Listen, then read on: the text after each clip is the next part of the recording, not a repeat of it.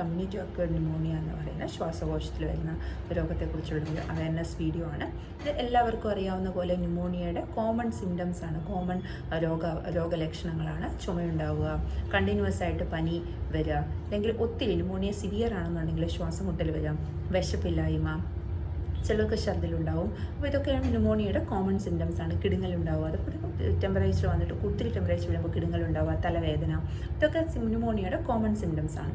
അപ്പോൾ ഇങ്ങനെയുള്ള സിംറ്റംസ് വരുമ്പോൾ എപ്പോഴും ന്യൂമോണിയ എന്ന് പറയുമ്പോൾ, അതായത് ചെസ്റ്റ് എക്സ്റേയിൽ ലീഷൻ, അതായത് ലങ്സിൽ ഒരു ലീഷൻ വരണം, അല്ലെങ്കിൽ ലങ്സിനകത്ത് അത്രയ്ക്കൊരു എക്സ്റേ എടുക്കുമ്പോൾ അതിൽ ചേഞ്ചസ് വരണമെന്ന് നിർബന്ധമില്ല. പക്ഷേ ഇങ്ങനെ ഒരു സിംറ്റംസ് വന്നിട്ട് നിങ്ങളൊരു ഡോക്ടറെ കാണാൻ പോയി, അപ്പോൾ ഡോക്ടർ നിങ്ങളുടെ എക്സ്റേ എടുത്തപ്പോൾ നിങ്ങളുടെ ലങ്സിൽ ലീഷൻ ഉണ്ട്, അല്ലെങ്കിൽ നിങ്ങളുടെ ലങ്സിൽ ഒപ്പേസിറ്റീസ് ഉണ്ട്, കഫം കെട്ടിക്കിടക്കുന്നുണ്ട്, സെക്രീഷൻ. ഒപ്പേസിറ്റീസ് എന്ന് പറയുമ്പോൾ ന്യൂമോണിയ എന്ന് പറയുന്ന ഒരു അസുഖം വരുന്ന സമയത്ത് അത് ഇൻഫെക്ഷൻ ആണല്ലോ. ആ സമയത്ത് നമ്മുടെ കഫം കെട്ടിക്കിടന്നിട്ട് അവിടെ സെക്രീഷൻസ് ഒക്കെ കെട്ടിക്കിടക്കുമ്പോൾ അവിടെ ഒരു ഒപ്പേസിറ്റി ഉണ്ടാവും ചെസ്റ്റ് എക്സ്റേ എടുക്കുമ്പോൾ. ആ ചെറിയ ഒപ്പേസിറ്റീസ് നമ്മൾ ട്രീറ്റ് ചെയ്തില്ല എന്നുണ്ടെങ്കിൽ കൺസോളിഡേഷൻ എന്ന് പറയുമ്പോൾ കുറച്ചും കൂടി സിവിയർ ആവുന്ന സമയത്ത് കുറച്ചും കൂടി ഒരു ഇൻഫെക്ഷൻ കൂടുന്ന ഒരു കൺസോളിഡേഷൻ എന്ന് പറയുന്ന ഒരു ഫൈൻഡിങ് ചെസ്റ്റ് എക്സ്റേയിൽ കിട്ടുന്നത്. അപ്പോൾ അങ്ങനെയുള്ള സമയത്ത് നിങ്ങളുടെ ഡോക്ടർ നിങ്ങളുടെ അടുത്ത് അഡ്മിറ്റ് ആവണം.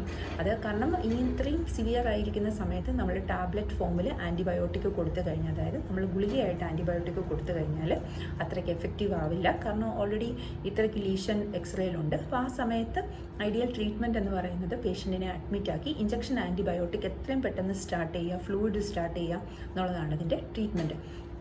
കാരണം നമ്മൾ ഇഞ്ചക്ഷൻ ആൻറ്റിബയോട്ടിക് ശരിക്കും നമ്മൾ കഫത്തിൻ്റെ കൾച്ചർ കഴിഞ്ഞിട്ടാണ് സ്റ്റാർട്ട് ചെയ്യേണ്ടതെങ്കിലും, പക്ഷേ ഇത്രയും സിവിയർ ആയിട്ടൊരു പേഷ്യൻറ്റ് പ്രസൻറ്റ് ചെയ്യുന്ന സമയത്ത് എക്സ്റേയിൽ ഇത്ര വലിയ ചേഞ്ചസ് ഉണ്ടായിരിക്കുമ്പോൾ നമ്മളെപ്പോഴും അഡ്മിറ്റായി ഇഞ്ചക്ഷൻ ആൻറ്റിബയോട്ടിക് ആണ് അതിൻ്റെ ട്രീറ്റ്മെൻറ്റ്. ഇഞ്ചക്ഷൻ ആൻറ്റിബയോട്ടിക്സിൻ്റെ കോഴ്സ് കഴിയുന്ന സമയത്ത് നമ്മൾ എക്സ്റേ റിപ്പീറ്റ് ചെയ്യും. ഇത് കമ്പയർ ചെയ്യും നേരത്തെ എടുത്ത എക്സ്റേയിൽ നിന്ന് ഈ ലീഷൻസ് ഒക്കെ മാറി ഇമ്പ്രൂവ് ആയിട്ടുണ്ടോ എന്ന് നോക്കും. പേഷ്യൻറ്റ് സിംറ്റമാറ്റിക്കലി ഇമ്പ്രൂവ് ആയിട്ടുണ്ടെന്നുണ്ടെങ്കിൽ നമ്മൾ ഡിസ്ചാർജ് പ്ലാൻ ചെയ്യും.